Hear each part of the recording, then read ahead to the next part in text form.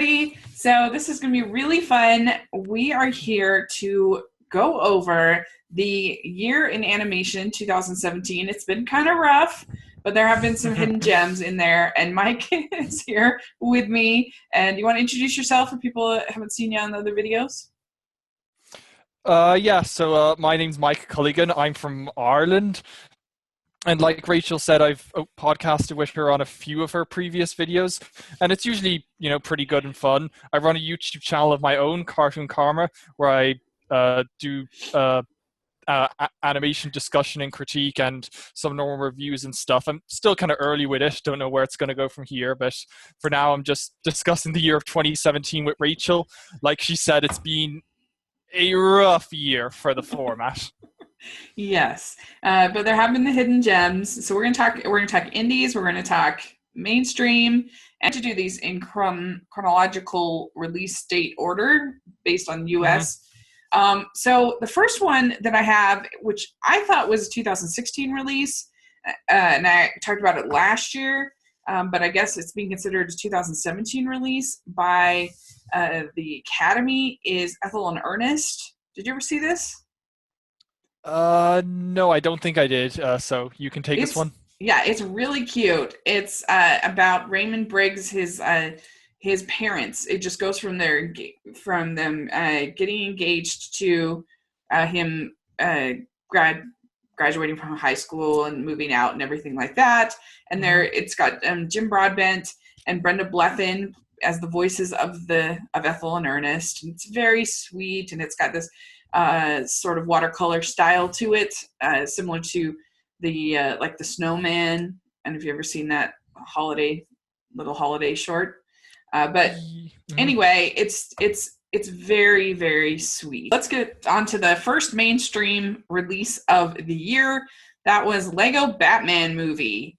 And Lego Batman, it's an interesting case for me because I was really high on it when I first saw it, because it is very funny, especially I think the beginning and the end I think are funny.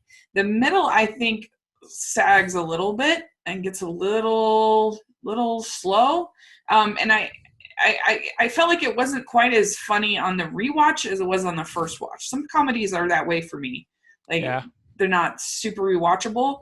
And it definitely, to me, was a step down from the original Lego movie, which to me was just so visually inventive, and this wasn't as visually inventive. But it didn't have the heart that the Lego movie had. So what do you think of Lego Batman? No, your assessments are mostly on the mark. I mean, I even had a similar experience where I thought it was just about great when I saw it, but my opinion dipped a little when I reviewed it to do a video a couple of months back. And yeah, like the first third or so is really solid, but once it stops being a parody and is more kind of played straight, even if it is still a comedy, it kind of loses itself. Like a lot of the action plot elements nestled in the back half, especially to do with Joker's plan, they just kind of wash over you without being especially engaging, not the way they were in the Lego movie. Like you said, it does pick itself back up a bit towards the end, but it's enough for me for it to step down from an 8 to a 7. But it's obviously still a really solid movie and definitely worth a watch, even if, like you said, it was a step down from the Lego movie. I think the voice acting was really strong, and if they do a sequel, I'd be definitely excited to see what they do next. Now they set up the world, and who knows what they're going to do with the Lego films in the future, given how much they're not as financially safe anymore. But we'll see about that later. Because even Lego Batman did not do as well as they thought it was going to do, for sure. The next movie that came out was called Spark: A Space Tale. Did you see this? I don't know if it even got released over here, but didn't it gross like less than $1 million or something? Yeah, I think so. It was, and it deserved it, I'm afraid. It was brutal experience of the theater. It was, this is one of the most boring movies I've ever seen, and I've sat through like Lawrence of Arabia, like some super long movies, and loved it and just been thrilled.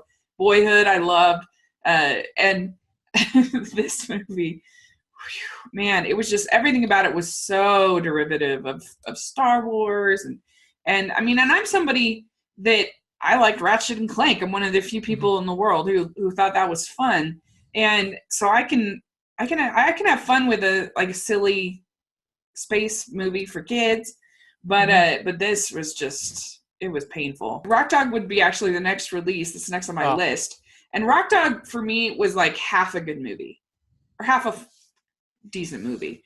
I thought the music stuff was pretty entertaining. I liked it, and I liked the humor in those sections. I liked the music. I thought it was pretty well animated, but all the stuff with like him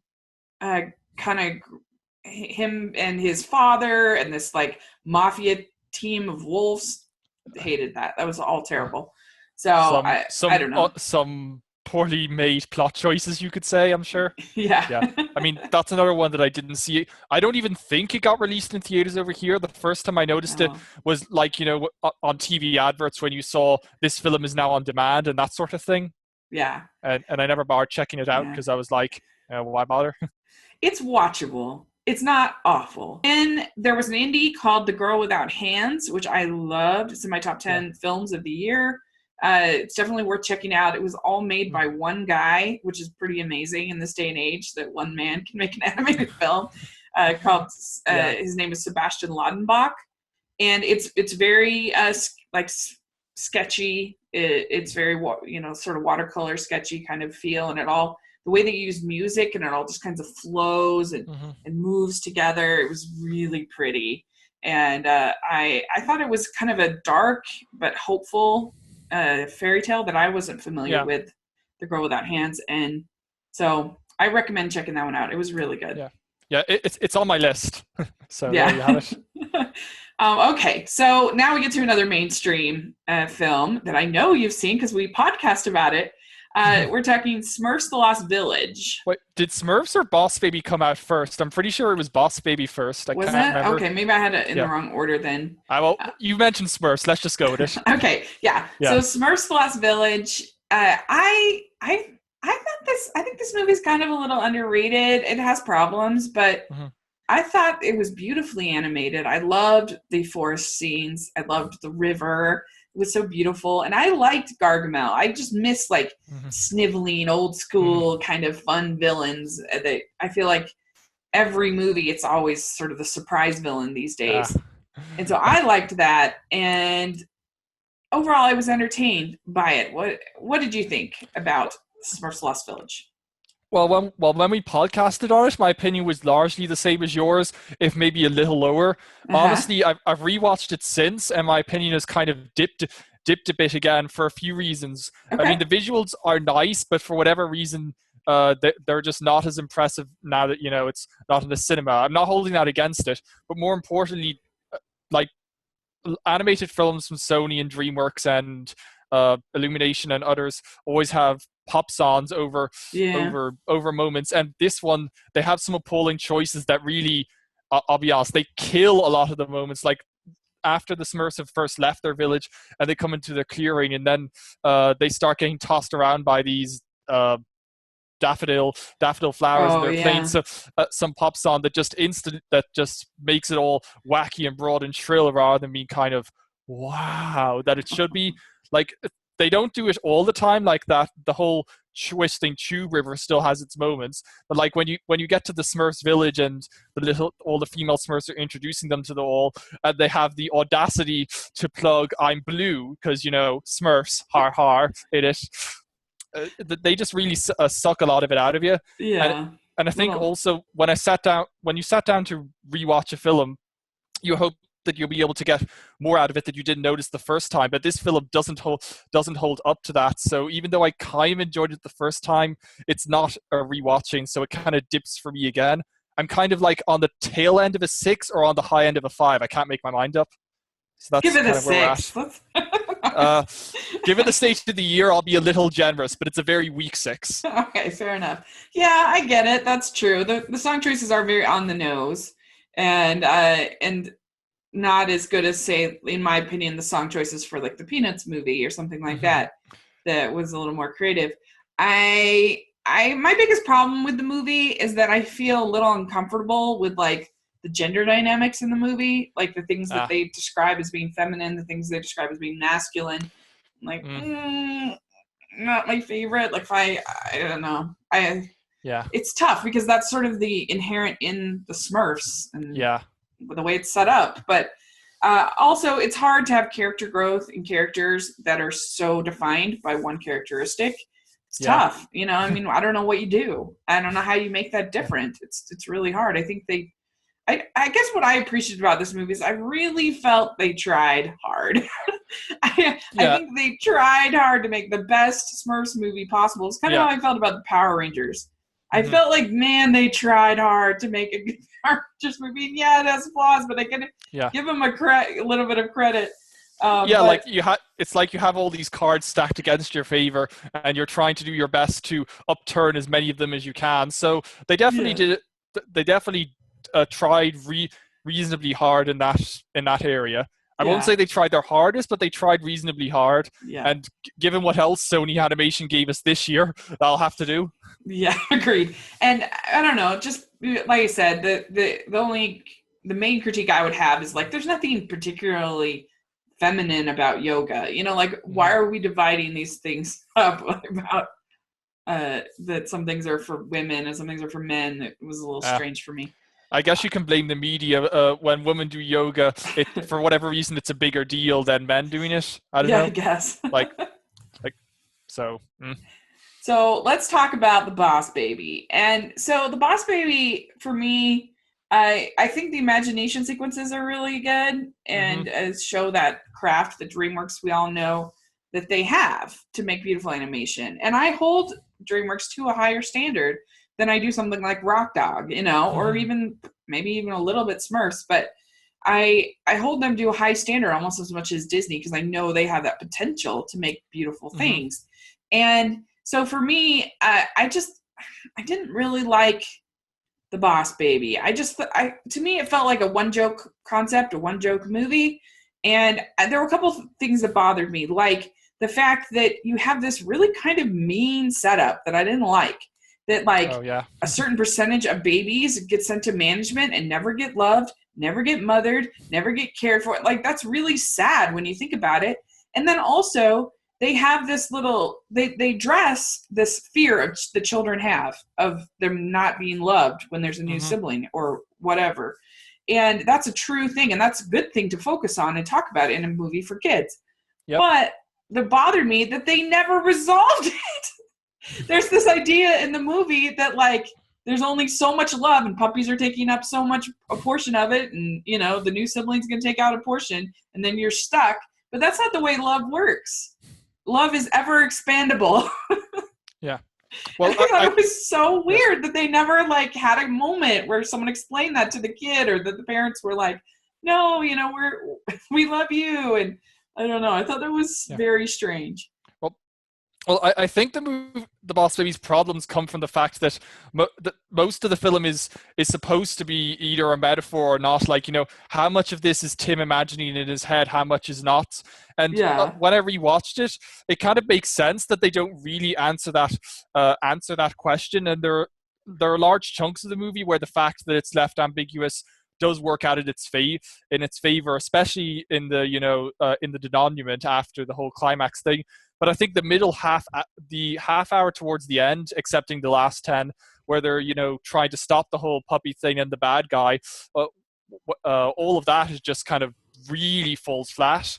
Like, that's enough for me to bring the movie down from I guess it was passable, decent, to it's kind of weak. I appreciate a lot of the thematic and conceptual stuff they tried to do. It's just a lot of it didn't really work. And I thought some of the comedy was nice. Like, I'm getting the feeling I'm a little more gentle towards it than you are, but it's definitely not a movie I'm ever going to really think about again. So yeah, I think it's the only film this year that actively outperformed box office expectations. A lot of them underperformed. Some of them did what people expected them to do. Boss Baby is just about the only one that did better than anyone expected. Agreed. So. And I mean, I just think it's nowhere close to Captain Underpants, which we'll talk about in a sec. Yeah. In my opinion, I think that was in every way. I think that film's better than Boss Baby. So, when I see the Golden Globes nominating Boss Baby instead of Captain Underpants, it kind of makes me frustrated. Next is a little indie that I wanted to mention called My Entire High School Sinking into the Sea. Okay. I've read So reviews of it, but I haven't seen it. So yeah, so this is a very experimental film. It's not going to be for everyone. They try a lot of different mediums, and they have like whole sequences where there's kind of there's some strobe light effects. So if you're really sensitive to that, then don't want to see it. Just a lot of creative things, and it's just very experimental. And it's sort of this, I thought, very funny take on a disaster movie, where the school is kind of like a cross between like Rushmore, like a really sardonic Wes Anderson movie, and this disaster movie. And I thought it was really funny and really cool to watch, and just see them experimenting with all these different styles. And I thought it was really cool. But let's talk about Captain Underpants, the first epic movie. And yes. I don't remember what your thoughts were on this on your video. Well, that's fine. I mean, it was a fair bit ago. Yeah. I mean, basically, very, very solid. Like, unlike most DreamWorks films, they're adapting a book here that, you know, a lot of people have actually read. So maybe because of that, maybe not. They generally adapt the essence of it very faithfully. Like, the whole point is that you have these two kids who are mucking around in school. And unlike Boss Baby, I think they get the thematic point really well, which is that everything's supposed to reflect what these kids have come up with in their spare time. So that extends to the narrative structure, which is quite random and all over the place, as well as the animation look, which, even though it's outsourced in a manner of speaking to a Canadian animation studio, Micros, and obviously for whatever reason, they're able to use the limitations to their advantage. So, like, you can put that up to next to some DreamWorks films that cost more than $100 million, and Captain Underpants feels much visually fresher, even if it is quote unquote cheaper. So there's that, and there's just a random archaicness and funny spirit to it, and even though it's very clearly aimed at a kid's mind, I think an adult can enjoy it. If nothing else, on reflecting what it's like to, you know, have simple kid relationships where you know, everything is either simple to resolve or such a big deal. There's no complexities. Yeah, I agree. I mean, I thought it was funny. First of all, I thought the script was solid, and I am very not a fan of most DreamWorks comedies. I'm not a fan of like the Madagascar movies or Shrek, or I don't know. I'm just very mixed on their comedies. My favorite is actually Mr. Peabody and Sherman is my favorite. I think that's so funny. It has such a good script. But this maybe is not quite up there for me, but I thought it was genuinely pretty funny. And I loved the idea of like showing kids that like be part of the creative process. Don't just mindlessly digest entertainment all the time.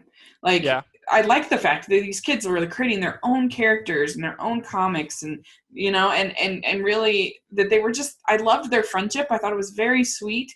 And I think it was nice to see a black kid and a white kid, and for it to just be effortless. They never had any kind of conflict about that. Never had any kind, it was not a part of the story. It was just these two kids, and that was great. And I love that.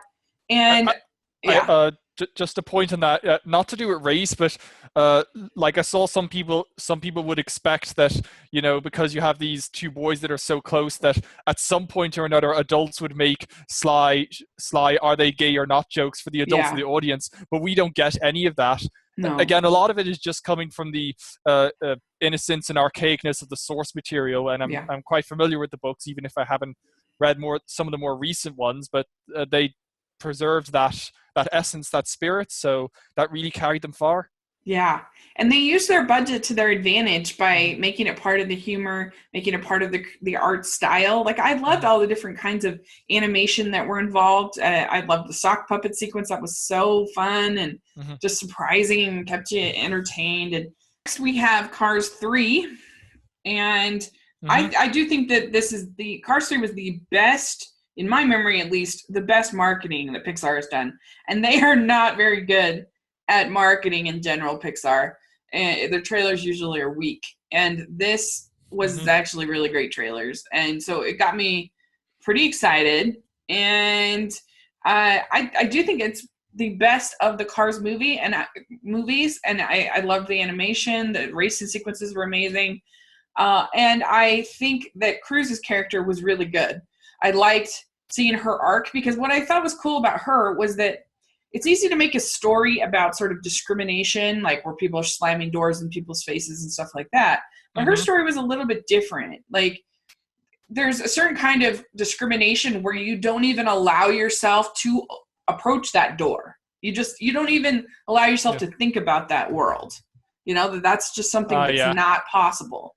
And so like fear of being discriminated, like. Yeah, it's just like you don't even allow yourself to think in that world or in that idea. And so I liked the fact that she had to be sort of pushed into it and kind of open that by her friends, kind of open that possibility.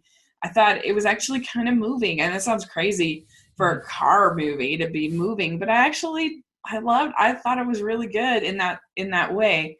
And and I thought that it was overall it was a sweet, enjoyable movie. I think the downside to it for me was that there's definitely spots where it drags, where it's a little slow. And they could have used some of the side characters. Radiator Springs characters aren't all that used. I mean, I know they were trying to pull back from Mater after Cars 2, but they could have used Sally a little more and some of the other characters. But I enjoyed it. I thought it was good. Yeah. I mean, what do you think? I mean, kind of the same. I think the thing is, in order to avoid making the mistakes that Cars 2 made, this film kind of goes back over Cars 1. I won't say like it's a remake or they're rehashing the plot, but a lot of it does kind of parallel onto that film, because it has the whole mentor-trainee relationship that Doc and Lightning had, and in this one they have it again, but then they kind of flip it. Instead of Cruise training Lightning, it goes to the other way around. So I think it's a very pleasant, nice, enjoyable movie that has decent themes, and there's basically nothing objectionable in it. But at the same time, there's just not a whole lot that really, grabs you or kind of rises above a kind of, that was pretty good level. Like, I think Cruise's arc is pretty good, but I think not the problem I have, but something that occurred to me is that, they have her being defined, her personality is defined by this basically fear of failure, fear of discrimination thing. And it was okay in the early going where she's kind of masking that with this kind of chirpy vibe to her, but once you kind of uncover that, it's like this personality flaw is all there is to her character, and there isn't a lot more. Maybe it's just me. I don't know how many other people have felt it, but I kind of felt that a lot in the later going. And and as regards to the Radiator Springs cast, I don't mind that they're not overused, not used much. I mean, it's like in the first film, that was kind of their point, and in this film, if a character doesn't need to be around, they don't need to be around. It's more damaging to have a character like alone on a journey and not really do much than it is to just sideline them. Like in Kung Fu Panda 2, they leave Shifu is barely in that film. He's only maybe in the first 20 minutes and then only at the very end, but they handle that well enough in that aspect. So there's a good example of that. Yeah, that's fair. That's true. Already. Okay, good. Yeah, I mean, the first one is very sweet, and it's probably not given it the credit that it deserves because the second one's so disliked. All right, so Despicable Me 3 was the next release, and oh boy, yeah. So okay, I have to say I'm not a fan of this franchise, and I hated Minions. And so I was going to this with a pretty bad attitude, but the Minions actually made me laugh one time in this movie. It's like when they sang Modern Major General, I thought that with the talent show, I thought that was funny. That made me laugh. But yeah, I'm reaching for this one. There wasn't a whole lot here. I hated Gru. I hated Drew. I did think that the girls looking for the unicorn was kind of cute, and I liked the idea of the Kristen Wiig character trying to figure out how to be a mom, but it was just felt like all these different stories that didn't mesh together well, and I just found Drew so annoying. So, like, the only thing I can really say about this film is it just kind of feels like the people making it had such a that they felt so detached from what they were making. Like they really they had no reason to care about it, and it shows in how slipshod the structure is, how the subplots just toss around here or there, and how the fact that it's shorter by a decent margin than any of the other films. Like I think credits roll at like 81 minutes, and it's one of those films where it stuffs a lot in just to kind of stave off boredom, and it barely works. Yeah, agreed. Like at times I enjoyed the villain just because Trey Parker, and that's always good. Yeah.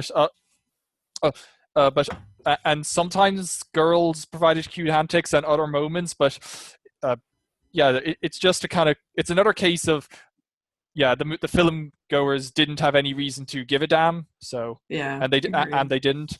Like you can tell they'd rather be making anything else, even though Illumination's movies are kind of producty, they'd at least prefer to make an original one rather than another sequel. So next we had the Emoji Movie, and so yeah, I think that the animation is fine in this. It's fine, but it just felt so derivative to me was my biggest problem with it, which made it really boring. And I also think there's a cynicism to the movie that I didn't really like. The idea that kids need that emojis are the greatest invention ever, and that kids literally can't communicate with each other at all without a phone. And I just don't believe that's true. I know that we are in a very social media era, but I still believe the kids can talk to each other. I'm not that cynical. Oh yeah, there's so many conceptual mistakes in that film. It's not even funny, and then the structure is like you said, so derivative, and it kind of feels like the movie wants to be earnest, but it's so cynical that it hasn't got a hope in hell of being that. The only way a movie like this could work is if it was trying to be a parody like Sausage Party or something. But as I say, it's trying to be earnest, but it's so cynical it hasn't got a hope. Yeah. And apart from the animation being serviceable in textures and world building and everything, there is nothing at all about this film. It's definitely my worst of the year. So let's just move on. It's so bad. Yeah, it is really bad. It's worthy of the hate. It is. So next we had the Nut Job 2, and I'm one of the few people, I actually thought this was kind of funny. I enjoyed it. It's got problems, but I liked the two pugs, and I thought it had enough laughs, and I thought it was definitely better than the first one for sure. But it has problems. The villain is terrible. The plot is terrible, but maybe I was just in a good mood when I saw it. I don't know. I didn't think it was that bad that people said it was. And maybe I just seen the Emoji Movie, so I don't know. Maybe I was in a good mood. But yeah, the Nut Job 2. It certainly wasn't necessary, that's for sure. No. I mean, I didn't see the original, although I did have to watch a few clips to put my review together. So apart from noting that the animation is much better, like, well, I don't know what was up with the original, but its animation is so stiff. It's not, I just, never mind. But as for this one, like, I thought the pugs and the Jackie Chan mice, they were okay, but just about everything else just kind of washed over me and failed to engage. And I prefer Jackie Chan in this to Lego Ninjago. I do. I think it was funnier. Yeah. Well, I think it's because the contrast between his voice coming out of this cute mouse that doesn't want to be cute, that's at least a joke you can get a bit of mileage out of. Yeah. So I don't know. I guess I had very low expectations going into it. I thought it was going to be miserable. And the fact that I laughed a little bit and I thought it was approved, I think that probably helped it. Next up was Leap or Ballerina, depending on where you were at. It was Ballerina over here. It got released here last December, but at the time, I just started doing ordinary review videos, but at the time I didn't know if it was ever going to make it over to the States, so I didn't bother seeing it. And when it came out in the States, I was like, I just didn't feel bothered to really see it, so I didn't bother. I mean, this is a movie it never looked interesting to me, to be honest. Yeah. I mean, this is a movie that's made for like 8-year-old little girls who want to be a want to be a ballerina. It's perfectly harmless, but it does have pretty Paris landscapes. They did a good job, and the animation's it's pleasant to watch, pleasant to look at. But I think if you really start to think about it, that in ways that probably an 8-year-old girl wouldn't think about it, the little girl in the movie, she gets what she wants very easily, like with only like 3 days of training, and these other girls have been working for years, and but she believes in herself, and so yeah. Basically, she has plot armor, I suppose. Yeah, and also she's kind of not the best example. Again, it's probably not something that would be like it's not like something that would, I think, really affect little girls all that much. But when you really start to think about it, she's kind of she like sort of steals another girl's identity and pretends to be her, and she kind of lies, and she's not that good of a friend, and so there's some things about her that it's like not my favorite. So that brought it down for me. But does the girl protagonist, does she ever get reprimanded for these bad things she does, or are they just kind of forgotten about? They're just kind of forgotten about. And because she's a dreamer, it's all okay. It's kind of the attitude of the movie. But so it's, I mean, not a little girl, never was. Maybe I'll have them someday. But if I was a parent and I had a girl, unless they were like really into ballerina stuff, I don't know that I put them in front of a film if I knew that the girl protagonist was that poor of a role model. Yeah, I don't need animated protagonists to be a role model, but like if they position it like they're supposed to be when they're actually doing all these awful stuff, that's just ugh. Yeah, because there's this special invitation to be part of this special dance thing, and she actually steals another girl's invitation and pretends to be her, and it doesn't really get any repercussions from it. It's like, oh, you silly thing. I don't know. So yeah, I agree. I'm kind of with you on that. So okay, so the next movie was an anime movie I want to talk about briefly. It's called In This Corner of the World, and I had the opportunity to interview the director, which was really cool. Oh yeah, I remember that. That was good.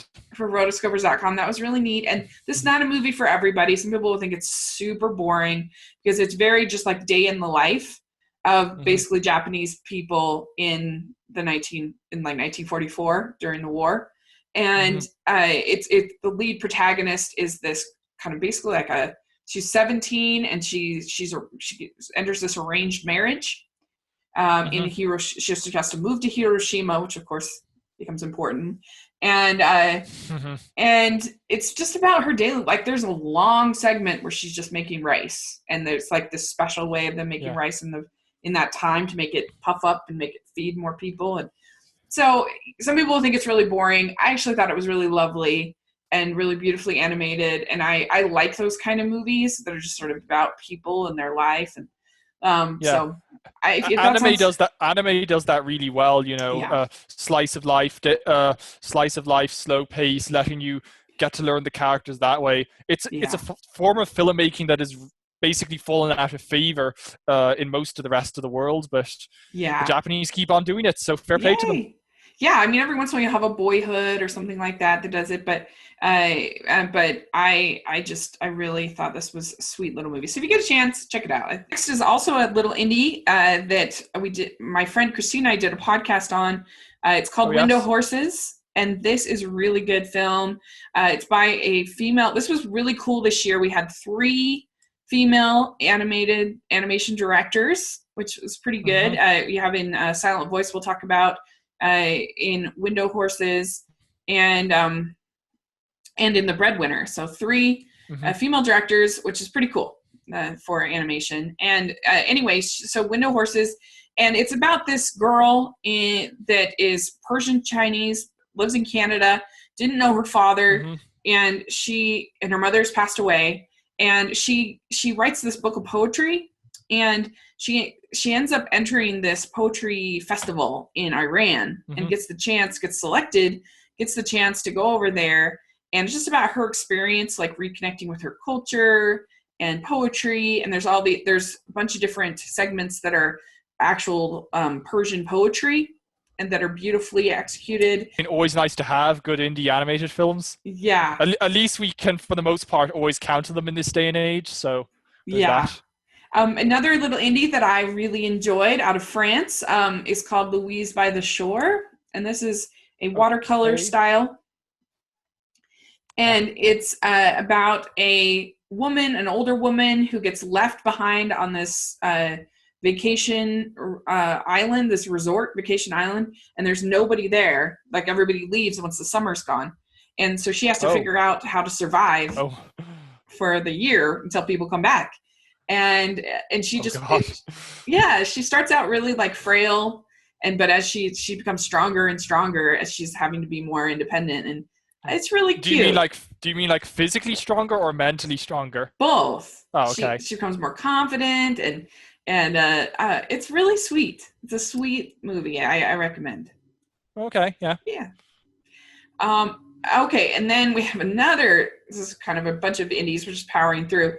Loving Vincent was. Oh yeah, the painting one. Yes, and I maybe have an unpopular opinion on this. I don't know, but it's beautiful, amazing. It's an artistic achievement what they pulled off with these oil paintings.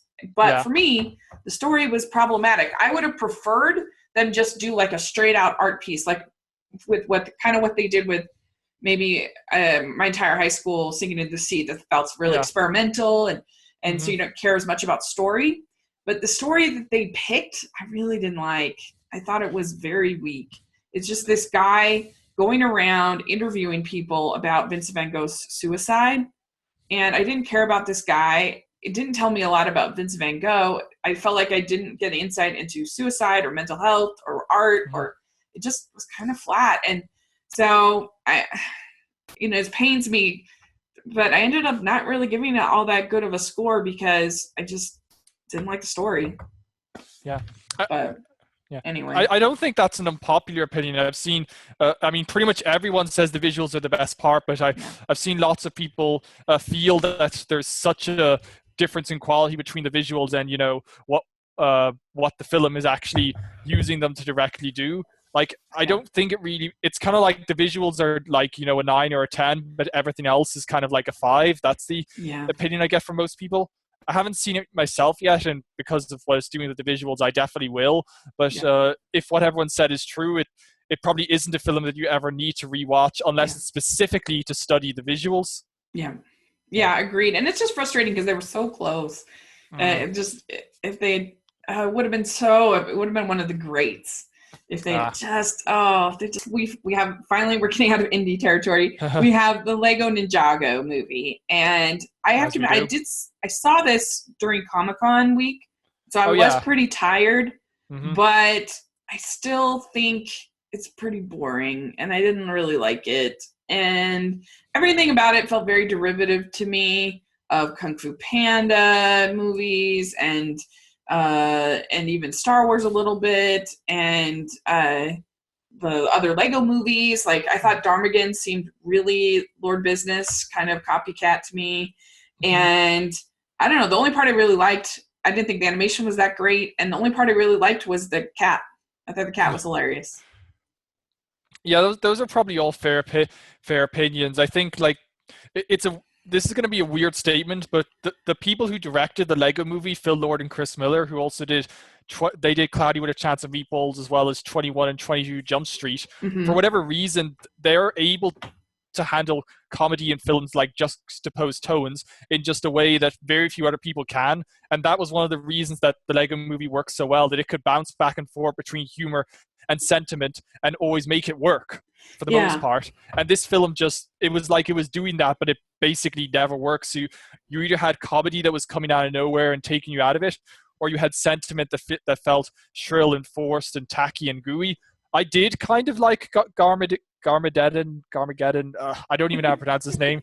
I did kind of like it, and the cat things were funny. And even though it did nothing for the film, I thought the live action framework was amusing at points. But other than that, it just basically over me little to no engagement. It's another weak film. So Yeah. and obviously because of its financial downing, like a lot of animated films this year underperformed, but so many of them were kept to tight budgets. Like Emoji Movie was 50 million, Despicable Me was still low. Sorry, bad example. Captain Underpants was 38. So in terms of the main ones, I think this and Nut Job and maybe Rock Dog are the only ones that didn't earn their budget back. So What I want to talk about is A Silent Voice.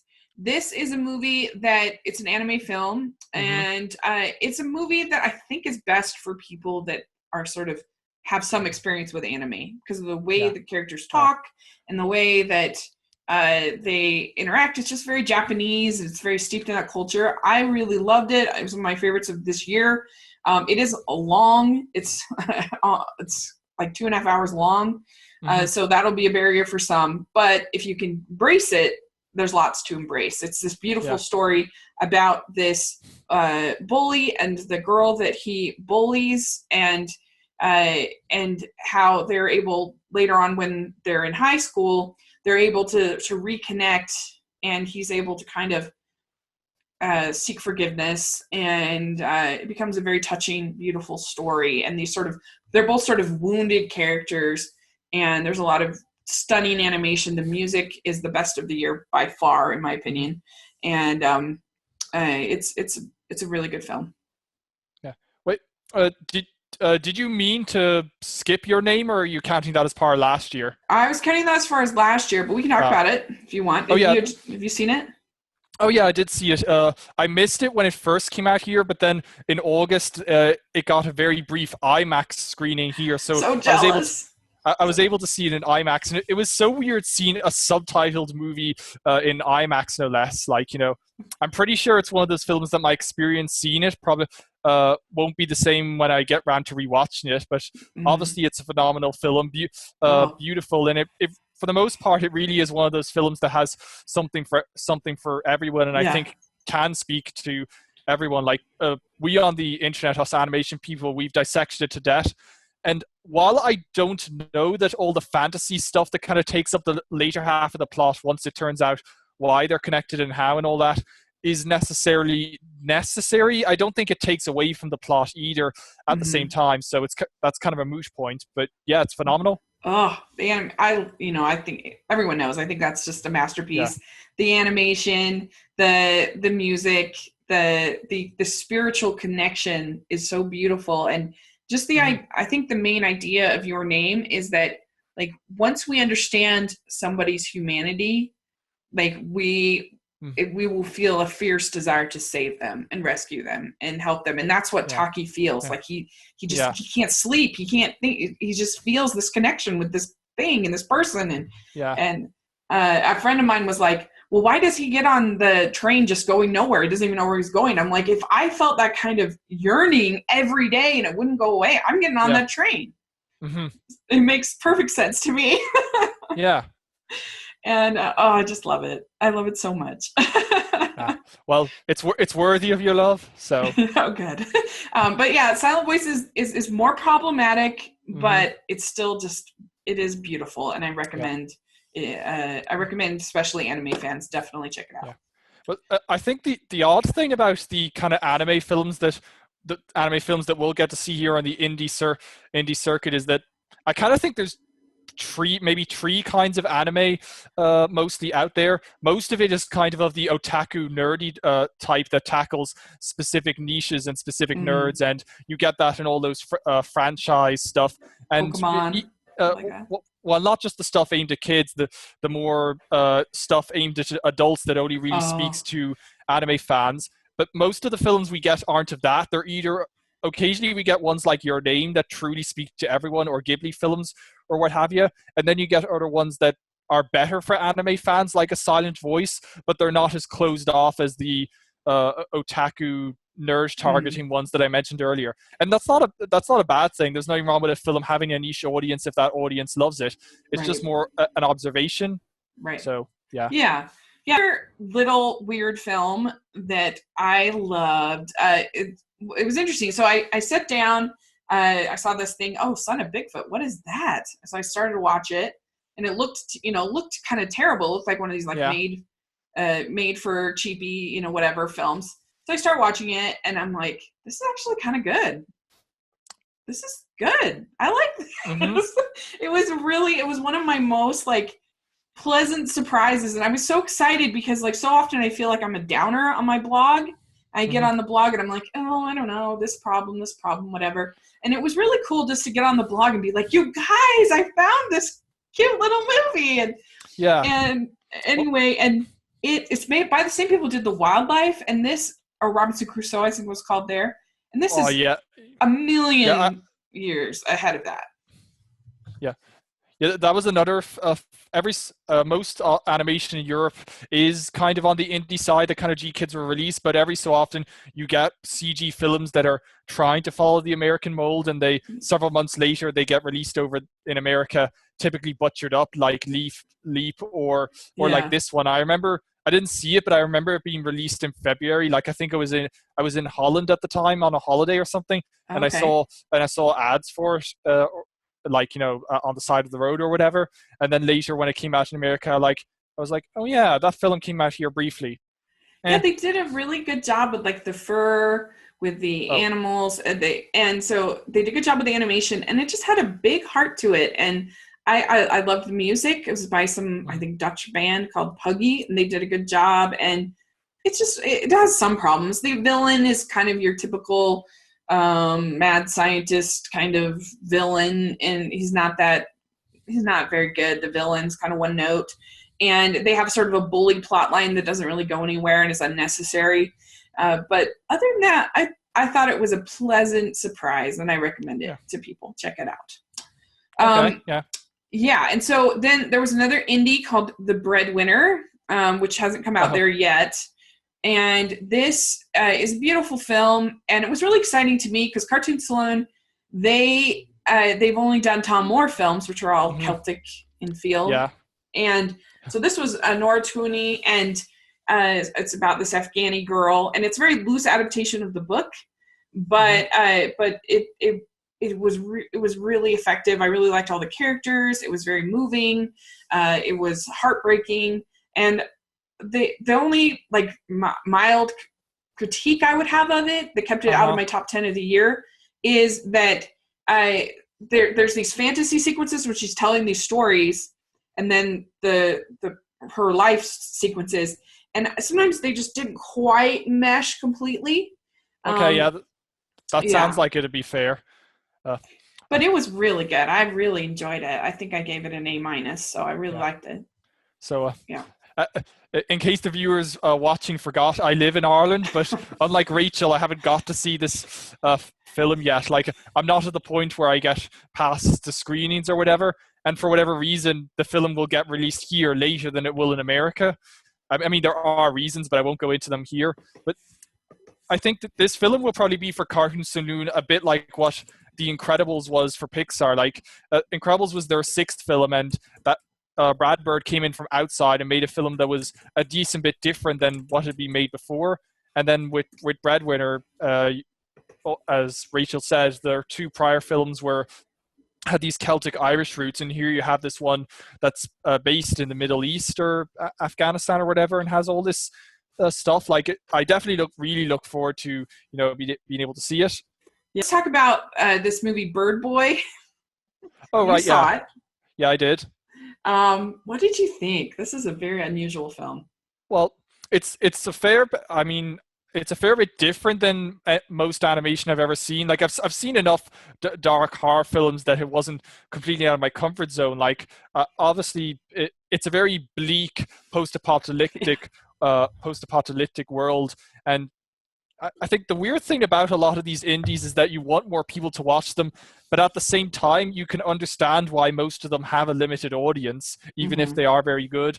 And that fits into this. Like I think you need to be a specific mindset or type of person to be able to get a lot out of it. Why it's effective is because it has this contrast between these animal-esque protagonists and then all this really dark, bleak Yeah. stuff that's going on around them, and it's definitely good that it's as short as it is. Like, it uses that short runtime to its advantage and all that. So Yeah. I think that's fair. I think it makes it seem even darker because all these characters are not only animals, but they are Yeah. really cute. Yeah, They yeah, look like, that's the point. Yeah. yeah. Yeah. And so to have them in this post-apocalyptic kind of world is jarring. The only film that I could think to sort of compare it to was Boy and the World that came out last year. I think it was last year. But it's sort of similar in this cute character that's facing all this war and all this stuff. But I don't know. It was good. I liked it, I felt like it was more sort of throwing concepts out there. Like all of a sudden they'd be like, "This is about drug use. We're commenting on drug use," and "Oh, we're commenting on violence. Oh, we're commenting on bad parents," and there would be truly shocking scenes. And as far as the narrative, it wasn't quite there. But I think it's one of those films that I probably more admire than directly enjoy. Yeah. But only because maybe due to all the bleak, dark stuff that's going on within, as it goes on, you kind of get a bit detached just because of that, which isn't necessarily a bad thing. It's just a fair bit. It's just a fair bit different. Like it's not aiming to emotionally involve the audience, except to present all this bleak, stark stuff that chills us to the bone. And for that being its goal, it definitely succeeds in that. But it's just if you're looking for characters in a narrative that invest you'll be left a bit disappointed. Yeah. But if you can enjoy for the other stuff, and you can deal with all the bleak, dark stuff, it's worth checking out for all those in the animation community, if nothing else. Definitely worth checking out. But it's just know what you're getting into, I would say. Yeah. Maybe watch the trailer. Let's talk about My Little Pony, the movie. And I really liked this, I think, more than most. I thought it's basically like a road trip movie, but I thought that Twilight Sparkle learned like a pretty good lesson about friendship and loyalty, and I thought the Tempest was a pretty good character. I could have done without the other villain guy. I forget. The Storm King? Yeah, that was not necessary, I didn't think. And it's true that it does put a lot of characters, but to me it was just kind of like a road trip. So they meet a certain person and they get a song and then they move on. And so I liked it. I thought it was good. A very unique experience for me. Like, but prior to seeing the movie, I'd only seen maybe a handful of clips of the show. So I saw the movie and thought it was decent, maybe leaning on good, and I felt curious, so I checked out the show. And in the 2 months between then and just before Christmas, I just finished catching up with it. So basically the movie has made me a My Little Pony fan. For all you non-believers out there, friendship is magic, okay? It's a good show, right? Yeah. It is. And like the thing, well, obviously with a film adapted from a TV show that's ongoing, that's made by the same people, is you have to kind of separate the sort of fair criticisms and the rash ones by the fans. Like a lot of people, I don't know how well it handles the usage of the main characters, but it does. I think that criticism is overplayed by a lot of people. Yeah. I mean, I will say one thing. I don't know how well the structure of basically go to a place, meet a new character, have a new song, that happens 3 times, holds up. Like, even from the fans' perspective, it definitely feels like after all that's done and you have the last half hour, that's the one that kind of merits more discussion. So there's definitely that. But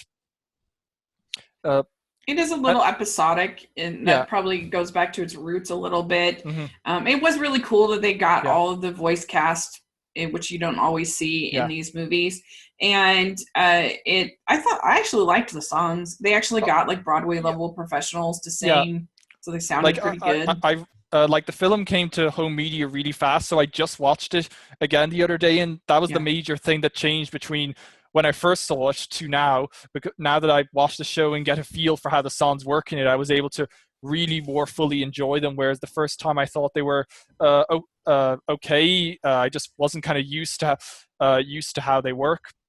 Yeah, I mean, my main flaw with the movie was that I felt that they probably leaned on Pinkie Pie too much. She's one of the more popular characters, but I think if you're not familiar with the show, she can come off as a little grating, a little shrill. I felt like some of the other of the main 6 weren't used hardly at all. I mean, there's a very clear hierarchy. Like Twilight Sparkle is the main protagonist. All that stuff happens to her. Yeah. Then you have then Pinkie Pie will be second, both for being pivotal in the Sea Ponies stuff and also Twilight and her falling out. Yeah. Then Rainbow Dash due to the pirates. Yeah. But then you have pretty much everyone else who kind of goes down more. Like, even though Fluttershy is used the least, I kind of feel that's not too bad, because she's supposed to be the timid, quiet one. So how much can you do with her an adventure like this, except in moments when her friends are threatened? Yeah. So that didn't bother me too much. I suppose Applejack's misuse was more a problem because she's supposed to be on the strong half of the characters, and apart from battle sequences and stuff, they don't use her much. Not at all, hardly at all. So yeah, and she's my favorite. So I was saying use her more. Yeah, but she's probably one of my favorites too. But again, still only maybe 2-3 months into knowing this thing, so my opinion may change. But for now, she's up there with me. I'd say one of my major things that I felt different with you was even though he definitely needed more screen time, I still really liked the whole Storm King element. One element I noticed when I rewatched the film now was that you have that little hologram spell sequence where he communicates with Tempest, and then he doesn't appear again towards the end. But accepting that, throughout the film, they keep finding visual ways to display his image to basically jam up the fact that his army is all powerful and imposing. Like, you have his poster that appears a fair few times. When the main 6 are on this balloon that they got from the pirates, it has his visage on it. In the Sea Ponies' place, they use line images to show what happened to them. So they keep kind of giving him and his army a sort of visual presence. Next one is Coco. I'll just briefly, you haven't had a chance to see that yet. It comes out January 19th here. Oh my gosh, you're counting down the days? Well, I suppose I am, so yes. Yeah, the trailers were not good. I was pretty nervous actually before. And like I said, Pixar usually does a pretty lame job of marketing their movies, which is strange. But I loved it. It was my favorite movie of this year. I thought it was magical. I thought it had huge heart. I was like really crying by the end. It really got to me. And I loved the characters. I loved Miguel as a character. I loved the music. They've got the Lopez's writing. Remember Me was really good. And I just loved it. So I'm excited to hear what you think. I've heard almost nothing but praise for this film. So unless it just really doesn't click with me, it should be my favorite mainstream animated film of this year. So I'd be shocked if it wasn't. Yeah. I think the only really like flaw you can say with it, in my opinion, is that it's a little predictable. Yeah. But I didn't care. That wasn't a problem for me. So really looking forward to it. So yay. Yeah. Okay. So then there is The Star. Did you see The Star yet? No, I saw it. Okay. So this was a little bit better than the trailers made it look like, but I thought that I liked the Mary and Joseph parts actually quite a bit. It was sweet, and it was true to the Bible, which I like. But all the animal stuff I was just not into. I did not like. I just thought it was very groan-inducing. I was not a fan. I know it's for me. It's repeating the Emoji Movie sins for the most part. Like, I didn't really get the feeling that the filmmakers really cared about what they were doing. Unlike Captain Underpants, the farmed out animation kind of felt really stiff and down there. It's the rare animated film CG that is, where I think the animals look worse than the humans. However, that's possible. Yeah. I kind of feel like, if you want the animal hijinks and the pop songs and the farce jokes, then all the religious stuff is getting in the way. And if you want the religious stuff, everything else is getting in the way. So there's really not enough of either. And yeah, agreed. So, nothing to say. Sorry. I think that's exactly right. I think it's like Emoji Movie's worse, but other than that, this is way down there. Yeah. Sorry. Agreed. Music is pretty good, I thought. It was a good soundtrack, if you like, Christmas music. But other than that, no, it's a skip for sure. Okay, and then there was Ferdinand, Mm-hmm. and I'm like on two parts with Ferdinand. I really liked the music. It's one of my favorite scores of the year. I thought that they did a great job, like integrating the Spanish themes into this score. And I thought it was a very sweet movie. You can go and just have a pleasant time. It's a very sweet movie, but it does feel very played out. Like you've seen the story a million Yeah. times. Whether it's like two parts, the sort of pampered pet thrown back into the sort of the wild part, and also the member of the tribe that doesn't fit in and doesn't belong and whatever. We've seen a lot, which I don't mind tropes, but like I did mind it here. Sometimes I do, sometimes I don't. And I just thought, I don't know. I just thought some of the animal hijinks and some of the humor didn't work for me. Although I was a big fan of the calming goat. I thought that was really funny. But other than that, she was all right. Some of the other humor didn't really work for me. And like, I don't need to see animals driving a car ever again. Can we just say? Can we put a moratorium? Yeah. No more. Yeah, like there was no need for that. There was no need for that sequence. They could have pretty much avoided that entirely if after Ferdinand had rescued the other two from the chop factory or whatever, then the humans just took him off to the ring there and then, because the end results would have been the same. Yeah. So this film is, for whatever reason, it's 106 minutes, which is just indulgent. Yeah, like agreed. Films these days are getting longer and longer, generally, even animated films, and given the time it takes to make quality animation, I just don't see why.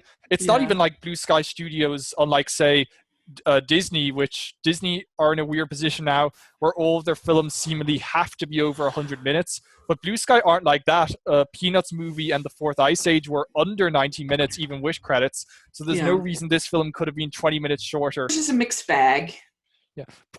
Yeah, probably a mixed bag, leading decent for myself. Like most of the theme stuff and after the third act chase, how the film resolves itself and the character Ferdinand himself work very well. It's just there's kind of so much filler around it. Like apparently Walt Disney did a short based on the book this film is adapted from in 8 minutes. I haven't seen it, but I plan to watch it. And it'll almost certainly that short will cover everything that needs to be covered as regards the film. Yeah, agreed. So yeah, agreed. It's true. And what did you like the calming goat? Did you think it was funny? She was all right. She was all right, I thought. Well, she was definitely one of the better comedy elements, but given how erratic some of them were, that's not saying much. Oh, the other thing I liked about the movie is I liked that there wasn't really a villain. Because a lot of times you see sort of the masculine characters are just like obviously the bad guys, and that wasn't the case here, which I appreciated. Well, they're positioned the humans more as an antagonistic force rather than a direct villain. Like, right. You and me and many others complain about the surprise villain reveal, but I think there's still a lot to be said about a film that portrays all of its characters as being neither bad nor good. Like everyone has a bit of a morality complex. Big bad fox and other tales. And so this is by the same guy who made Ernest and Celestine. Yeah. Same studio even. Yes. Yeah. And that's a delight. If you haven't seen Ernest and Celestine, it's really good. Yeah, it's fantastic. Yeah. And this is short stories, so it's just different, I think. And it's set up like a kind of a vaudeville show where they do the introduction on a stage, and then they do the shorts. And I thought they were delightful. I was really charmed by them. They were funny. They were charming. They weren't like too adult at all. Like they were. And I really, it's a shame that it hasn't been released nationwide here because during the holidays, because the last short is a really cute Christmas short. Yeah. So, what do you think? Well, I just watched this one the other day, so it's still pretty fresh in my mind. But yeah, you're basically on the mark. It's a French animated film where the animals are putting on plays, each of which is like a TV episode length because they were designed as TV episodes. But Yeah. so they have those, and then they have the transitions between them, and it, like it doesn't sound like it's much if it's described because it's these farm animals putting on these stories, but I guess there's just such this sincerity and niceness and sweetness and such a quality French way to the dialogue and the way the stories are told that makes it really work. Like, I don't know if this film would ever get dubbed, but certainly for an adult viewer, I'd imagine it would lose a lot of its quality, as it were. I think a lot of the reasons the film works, certainly in the script and dialogue, is because of the Frenchness to it. I know that sounds weird, but that's just how I felt. Yeah.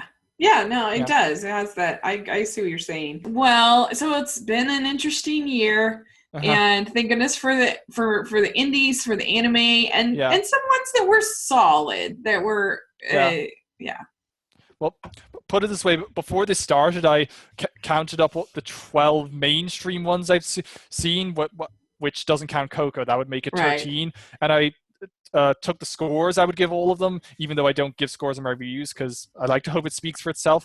But and I think my average score worked out at like 5 and 5.3, which is just ouch. Like, I think in 2016 it would be at least 6, and probably maybe a bit stronger in 2015, which was a pretty good year. Yeah, so 2016 was really good, I thought. Kubo and Kubo Zootopia and Moana. Yeah. So all right. Just to kind of give thoughts, 2017 just, if you kind of try and pick out a theme from the mainstream stuff, it just really feels like a transitional year. There's so many films in here that were supposed to come out a year beforehand. Like Smurfs got pushed back a lot, so did a fair few others. Like Lego Ninjago, I think, was supposed to be released when Lego Batman was, and so forth. It just feels weird. Like so many films kind of came out later than they should, or lost themselves somewhere along the way. It's hard to describe, but I think 2018 should hopefully look a bit better. Like, the slate doesn't look like very promising, but it definitely looks more promising than the year that just went by. Certainly it should start out on a high note, because I'll be seeing Early Man just a week after Coco, so there'll hopefully be 2 fantastic films back to back. Yeah, I mean, I'm actually feeling pretty positive about 2018. Yeah. Even though I'm not that big a Wreck-It Ralph fan, so I'm in the minority with that one. But but I'm pretty excited about Isle of Dogs, the Wes Anderson film coming out. That looks really good. He did great stuff with Mr. Fantastic Fox. Yeah, and it's just cool to have 2 stop motion films that are fairly major. I don't know. We'll get a fairly wide release. Early Man. I love everything Aardman's done. They've never made a movie I disliked, so I'm excited for it. They speak to me so much. Yeah. Like, animation, claymation, and quirky British humor. Yeah. I'm like, sign me up. Yeah. We will see. It'll be fun. Make sure to follow both of our channels, because we'll be covering all of them. I'm really not looking forward to some of them, like Nomeo and whatever, Sherlock Gnomes or... Oh, no, thank you. But we'll see. We'll see how it happens. But anyway, where can people find you? Okay, so my channel is Cartoon Karma, so you can find it on that name on YouTube, same name on Facebook. On Twitter, I'm under @Toon Karma. So I do dissection and analyzation videos of animation, as well as reviewing new films. Like, I tried that in 2017, so it worked out pretty well. So, be nice if you could subscribe, as long as it makes you happy. You guys should. He has a great channel. It's really, really good. Again, sooner, for sure. Yay. Maybe we could talk about Early Man when it comes out. That would be fun. Yeah, that would be a great one, because I'll definitely have a review up for that before it comes to the States as well. And since you often get to see films, try to see films early with, advanced screenings if they exist, like, we could be pretty timely with that. That'd be very good. Yeah, that would be really fun. So, all right. Well, thanks again. And make sure you subscribe to my channel, subscribe to Mike's channel, and Happy New Year. Happy 2018, everyone. Yay.